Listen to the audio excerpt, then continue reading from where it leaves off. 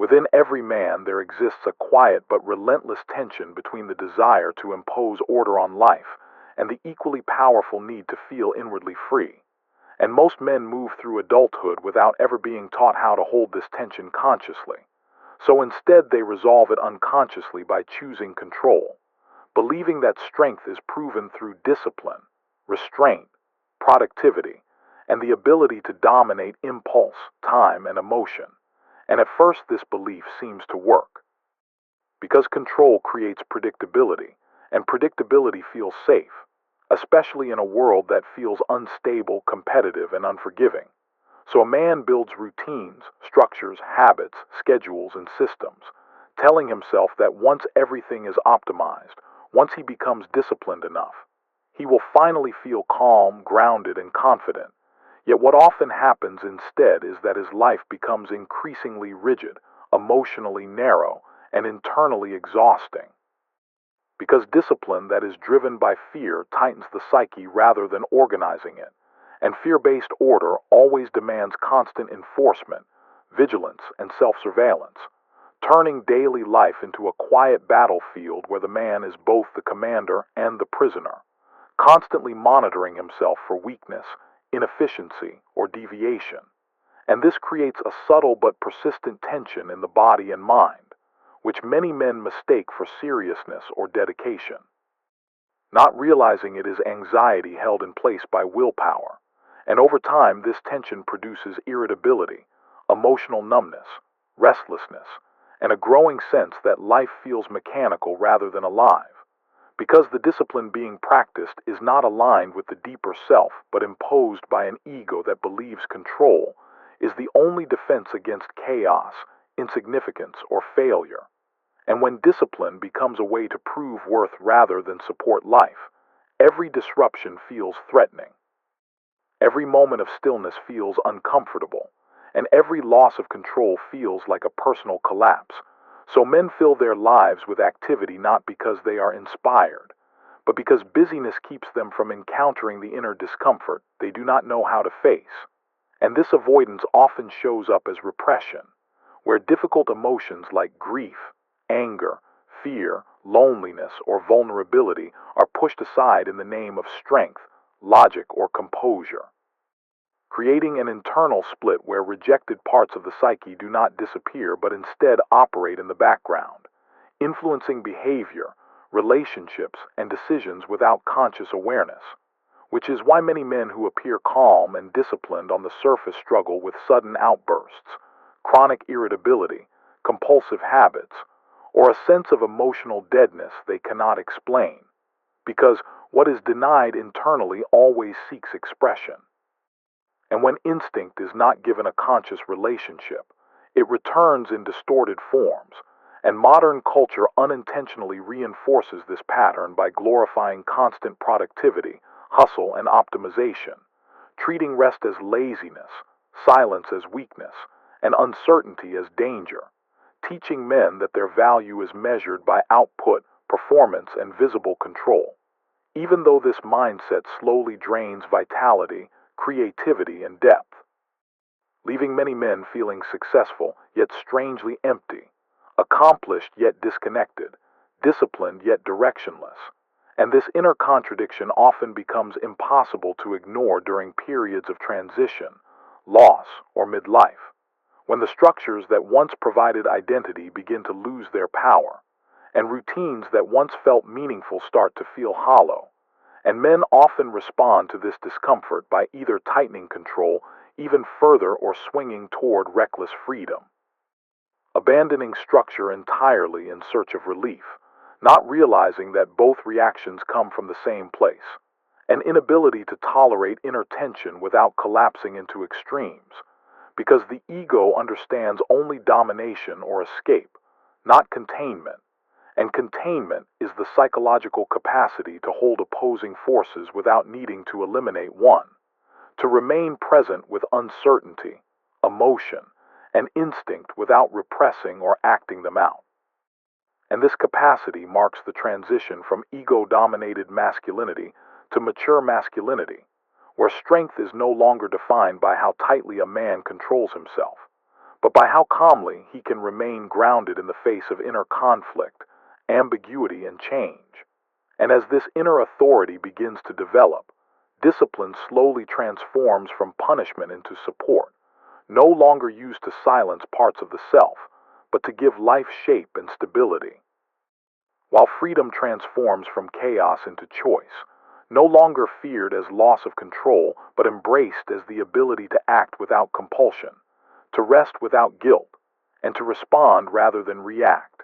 And this shift does not happen through force or sudden insight, but through sustained honesty, observation, and the willingness to feel what has been avoided. Because true discipline is not imposed from above, but grows organically from alignment. And true freedom is not the absence of limits, but the presence of inner law. And when a man begins to live from this place, his identity no longer depends on constant performance or external validation. His routines feel supportive rather than draining. His relationships become places of connection rather than reassurance. And his life gains coherence rather than intensity. Because discipline and freedom are no longer enemies but partners. Discipline providing containment and continuity. Freedom providing vitality and responsiveness. And the struggle between control and instinct gradually softens into a balanced tension that can be held without panic, allowing the man to live with both structure and spontaneity, effort and rest, responsibility and openness. And this integration is what allows masculine energy to remain alive rather than brittle or chaotic.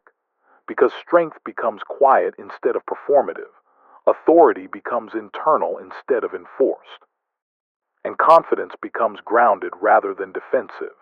And although life does not become easier, it becomes more truthful, because actions arise from alignment rather than fear. And the man no longer needs to exhaust himself proving his worth or escape himself seeking relief, since both discipline and freedom now serve the same purpose: sustaining a life that feels internally honest, emotionally grounded, and psychologically whole, even in a noisy, demanding world. Most modern men believe discipline is strength and freedom is the reward, but Jung saw something far more uncomfortable beneath this assumption. Because what many men call discipline today is not inner order but fear-driven control, and what they call freedom is not capacity but avoidance. And this confusion quietly exhausts the masculine psyche, producing anxiety, burnout, rigidity, and emotional numbness that no amount of routines, habits, or self-optimization can fix. Because control is not the same thing as containment, and domination is not the same thing as strength. And Jung understood that the ego's obsession with control is a defense against inner chaos rather than a sign of maturity, which is why men who appear disciplined on the surface often feel tense, irritable, and restless beneath, because their discipline is not aligned with the self, but imposed against the psyche. An imposed order always creates unconscious resistance, and this resistance eventually erupts as exhaustion, resentment, or collapse, and modern culture actively rewards this pattern by glorifying grind, hustle, and relentless self-control, teaching men that worth is measured by productivity, restraint, and visible discipline. So a man learns early that slowing down is weakness, rest is laziness, and uncertainty is failure, and this conditioning pushes men toward over-control. Because control promises safety, predictability, and identity, but the safety is false because the psyche is not mechanical, and the more instinct is suppressed, the more forcefully it compensates. And Jung repeatedly warned that excessive discipline strengthens repression rather than integration, which is why men who pride themselves on control often experience sudden rage, compulsive behavior, or inexplicable anxiety, because instinct does not disappear when ignored. It goes underground. And when instinct is denied a conscious relationship, it returns autonomously, and autonomy of the unconscious is what creates suffering, not instinct itself. And this is where modern men misunderstand freedom just as deeply, because freedom is often imagined as the absence of structure, responsibility, or limitation, which leads many men to swing between rigid control and reckless indulgence, between extreme discipline and complete collapse, mistaking chaos for authenticity and indulgence for liberation, when in reality freedom without inner structure produces anxiety rather than peace. Because without inner law, the psyche has no orientation, and orientation is what stabilizes masculine energy. And Jung made it clear that true freedom does not come from removing limits, but from discovering which limits serve life rather than destroy it. And this distinction is almost completely lost in modern masculinity, where men either punish themselves with rigid routines that drain vitality or abandon structure entirely and wonder why they feel lost. And both extremes are ego reactions, not expressions of the self, because ego-based discipline is compulsive, image-driven, and fear-based, while self-aligned discipline emerges organically from inner necessity. And you can feel the difference immediately, because ego discipline feels tight, brittle, and exhausting, while self-discipline feels quiet, grounded, and sustainable.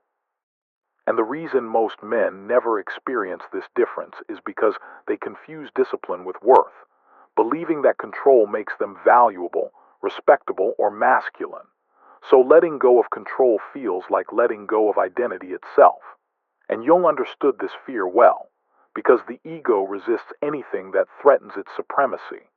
And the self threatens supremacy by demanding balance rather than domination, dialogue rather than command, and containment rather than repression. And containment is the key concept here, because masculine maturity is not about eliminating instinct, but about holding it consciously, neither acting it out blindly nor crushing it through moral rigidity. And this holding requires strength far deeper than willpower, because willpower exhausts itself while containment stabilizes energy. And this is why men who rely on constant self-control burn out, because control requires continuous force, while containment creates structure that holds without strain. And modern men mistake exhaustion for virtue, believing that feeling drained means they are disciplined, when in reality exhaustion often signals misalignment, because life organized against the psyche cannot be sustained indefinitely. And Jung observed that when ego control becomes too rigid, the unconscious compensates through symptoms. And in men, these symptoms often appear as chronic anxiety masked as productivity, irritability disguised as seriousness, emotional numbness rationalized as stoicism, and compulsive busyness mistaken for purpose. And these symptoms are not moral failures. They are psychological messages, warnings that control has replaced inner authority, and authority imposed from the ego always lacks legitimacy, which is why it must be constantly enforced, defended, and reaffirmed, while authority arising from the self feels natural and does not require performance. And this difference becomes painfully clear in midlife, when many disciplined men suddenly lose motivation, direction, or vitality despite doing everything right, because the ego's strategy has reached its limit, and the self now demands reorientation, not more effort. And men often interpret this moment as weakness or failure, doubling down on control through stricter routines, harsher discipline, or extreme self-optimization, when what is actually required is surrender of false authority. And surrender terrifies the masculine ego because it equates surrender with collapse, when in fact surrender in Jung's sense is not submission but recognition. Recognition that the ego is not the total personality and that life cannot be dominated into meaning.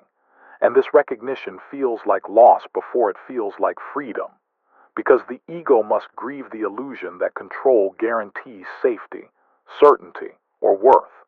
And until that illusion is relinquished, freedom will always feel dangerous and discipline will always feel oppressive.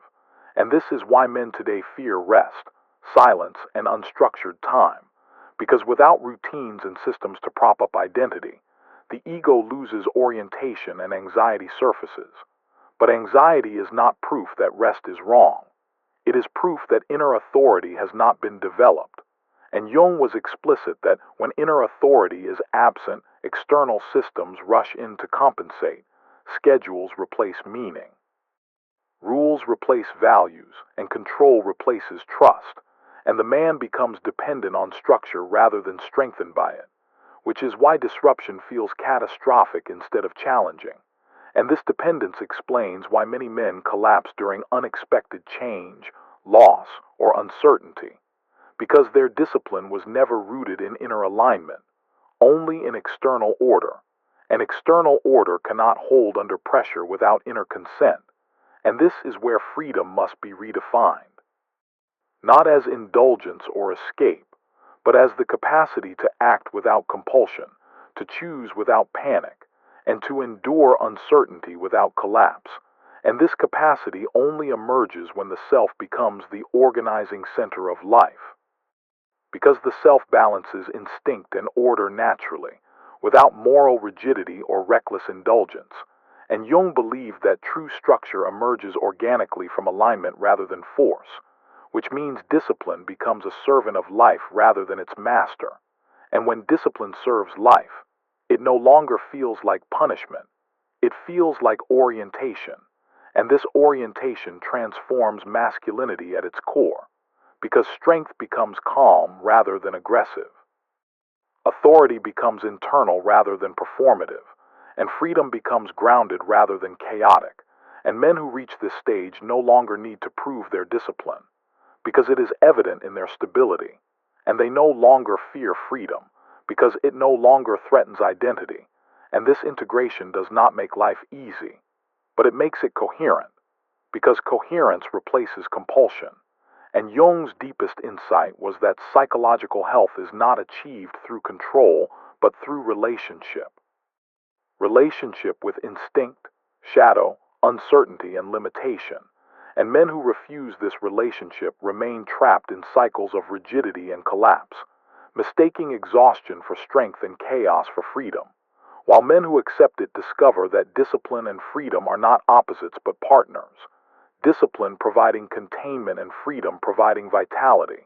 And when these forces are integrated, masculinity stabilizes not through dominance or restraint alone, but through inner authority that no longer needs to shout, defend, or prove itself, because it is rooted in alignment rather than fear. And this is why Jung's psychology remains so confronting and relevant today, because it exposes the uncomfortable truth that control is often weakness disguised as strength, and that real masculine freedom begins only when the ego relinquishes its obsession with domination and learns to listen to the deeper order within. Why does discipline feel exhausting for so many modern men instead of empowering them? Discipline feels exhausting because most men practice ego-driven discipline, not self-aligned discipline, meaning they use routines, habits, and control to fight against themselves rather than work with their psyche.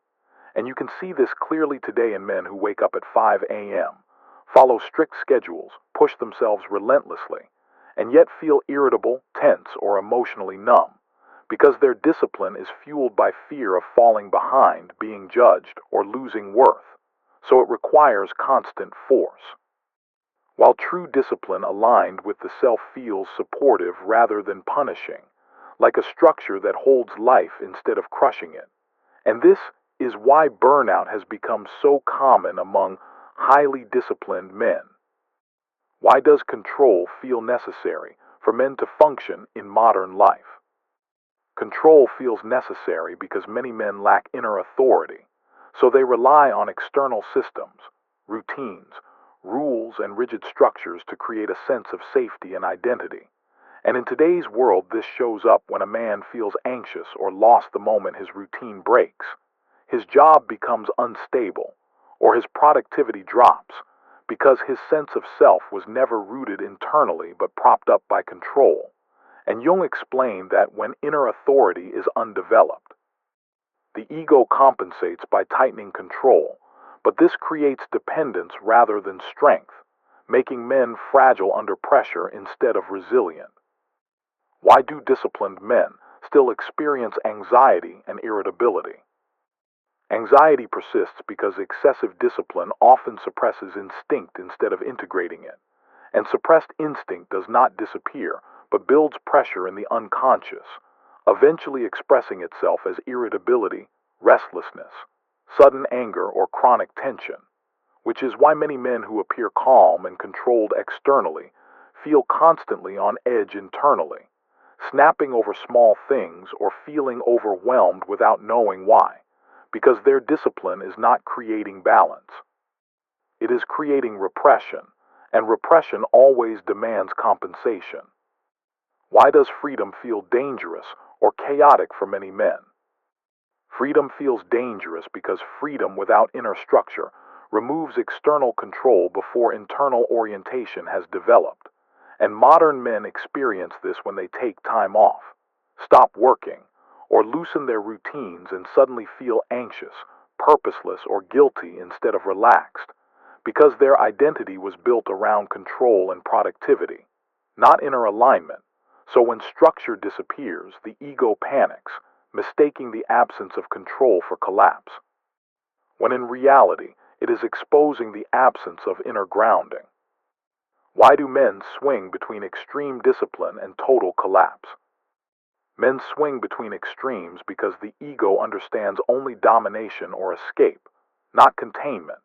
So one phase involves rigid routines, strict rules, and harsh self-control, while the other involves indulgence, avoidance, or withdrawal. And you see this today in men who follow extreme productivity phases followed by burnout, binge behavior, or complete disengagement, because both extremes avoid the harder task of holding tension consciously, which Jung described as containment. The ability to tolerate instinct, desire, and uncertainty without repressing or acting them out. Why does rest make so many men uncomfortable or guilty? Rest feels uncomfortable because rest removes the external structures the ego uses to justify its existence, leaving a man alone with unresolved questions of identity, meaning, and worth, which is why many men today feel guilty when resting, scrolling, or doing nothing, not because rest is wrong, but because stillness exposes the lack of inner authority. And instead of addressing that gap, men often return to busyness, believing productivity will silence the discomfort, even though it only postpones it. Why does success sometimes trigger emptiness instead of confidence? Success can trigger emptiness because it exposes the limits of ego-based control, and when a man reaches the goals he believed would make him whole, career stability, money, discipline, respect, and still feels unfulfilled, the ego has no explanation, because achievement was never the problem, alignment was. And this is why many men experience anxiety or depression after reaching milestones, because the self is now demanding reorientation, not more effort. Why do men fear letting go of control so intensely? Men fear letting go of control because control has become synonymous with identity, strength, and masculinity. So surrender feels like collapse or weakness. But Jung made it clear that surrender in a psychological sense does not mean giving up responsibility. It means relinquishing false authority. And this fear is visible today when men resist reflection, therapy, or inner work, believing that acknowledging inner conflict will make them weaker, when in reality it is avoidance that keeps them fragile. What is the difference between repression and containment? Repression is the ego's attempt to eliminate instinct through force, while containment is the self's ability to hold instinct consciously without acting it out or crushing it. And a modern example of repression is a man who suppresses anger until it explodes unexpectedly, while containment looks like a man who recognizes anger, understands its source, and channels it through boundaries, action, or expression, turning raw energy into strength rather than destruction. What does true freedom actually look like for a man? True freedom is not indulgence or lack of responsibility, but the capacity to choose without compulsion, act without fear, and rest without guilt. And this kind of freedom emerges only when discipline serves life rather than identity, meaning a man no longer uses control to prove worth, but uses structure to support alignment. And you can see this in men who remain calm during uncertainty, adapt without panic, and maintain direction without rigid rules, because their authority comes from within, not from constant enforcement. How does this relate to midlife crisis in men?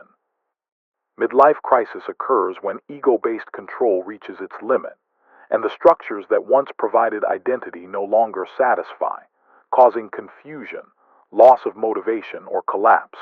But Jung saw this not as failure but as correction, a psychological signal that the self is demanding balance. And men who ignore this signal often deepen rigidity or distraction, while those who listen begin the process of individuation, redefining strength, discipline, and freedom from the inside out. What is the first practical step a man can take after understanding this lecture? The first step is honest observation rather than immediate change, noticing where discipline feels forced, where control creates tension, and where life feels quietly alive, even if uncertain, because the self communicates subtly, and creating small spaces for reflection, rest, and reduced stimulation allows inner authority to develop, slowly replacing fear-driven control with grounded structure. And this shift, though uncomfortable at first, is the foundation of mature masculinity.